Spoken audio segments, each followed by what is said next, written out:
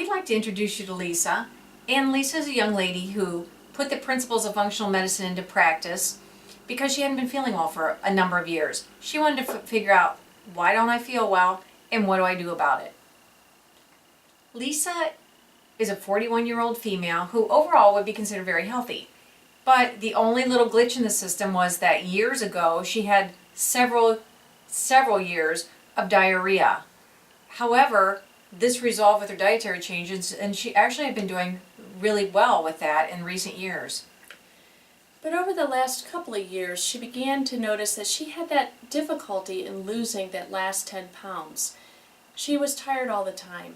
Had actually developed constipation instead of the diarrhea she once had. She was having trouble concentrating, especially when she was trying to focus on tasks at work. And interestingly, she began to lose the outer portion of her eyebrows. There was no hair there. So Lisa started to think, well, what should I do? I need to do something. I don't feel well. I don't know what's wrong. I'm just not optimally energetic and healthy for her age. She said, I don't feel well. So on her own, she started an over-the-counter B-complex vitamin because she'd heard that vitamin B is good for energy. She also started vitamin D. Even so, she said, I really need to figure this thing out. I don't feel well and I don't have a good reason for it. So Lisa was the kind of person that would grab up books and try to read everything about it and figure out what's going on. She even went so far as to Google her list of symptoms to see how she could fix herself. And what did she discover? She had many of the same symptoms that people have when they are hypothyroid or have low thyroid hormone. Now, she asked her doctor to do some testing for her thyroid because she thought there was a pretty good match between her symptoms and that diagnosis. And so they ended up getting a TSH, which is a substance that comes from the brain to tell the thyroid how much thyroid hormone to make. That was normal. They also tested a free T4, which comes from the thyroid. It's the actual thyroid hormone, but it's not a very active version of it. And that was also normal. Lisa had these labs repeated through the years, and her doctor would always say, well, your thyroid looks normal. I don't know why you're tired, sleep better. She really never got a decent answer. So she underwent a few more sensitive blood tests, and one of them is known as the thyroid peroxidase antibody, or TPO. We usually call it a TPO. That actually came out normal also. Her level was 10, and that's considered normal. What this meant is that her immune system, and this is a measure of what your immune system is doing with respect to your thyroid, her immune system is not attacking her thyroid. That further tells us that even though she felt like her thyroid was low, she really was going to be probably not going to be benefited by taking medications. She also had her free T3 tested. Now the free T3 is the active form of thyroid hormone, and it was found to be low. So that was the culprit of Lisa's symptoms. She really was hypothyroid. And if you'll review the picture here with us, you can see that TSH is the substance that comes from the brain to tell the thyroid how much thyroid hormone to make.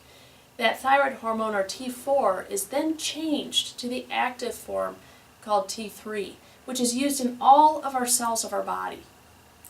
And typically when we measure someone's thyroid, or traditionally with traditional medicine, typically we'll check that TSH and the T4, just the top part of that pathway, not really investigating the bottom part of the pathway. And the danger of that is that may be where the problem is, the active form of the thyroid hormone.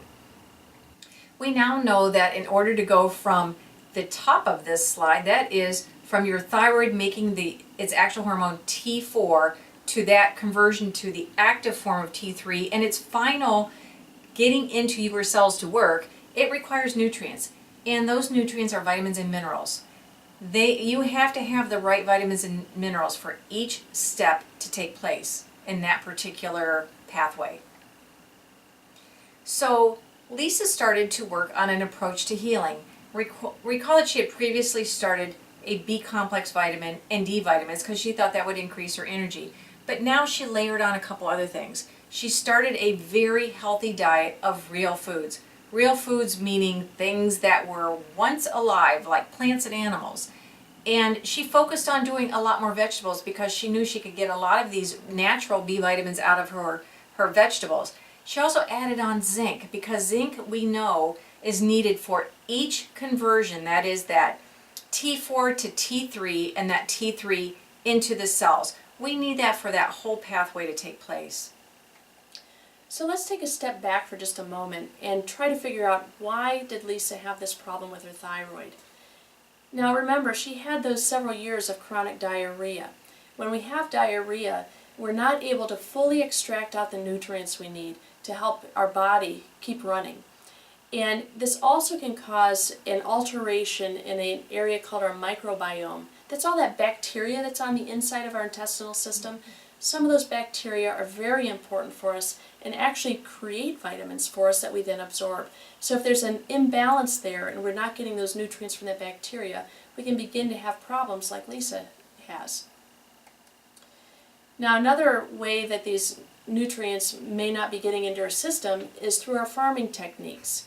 With a lot of the massive farming that we've been doing, as well as the pesticides and herbicides, it's created a different type of environment for our plants, as well as a selective breeding to be able to cause things to grow much faster.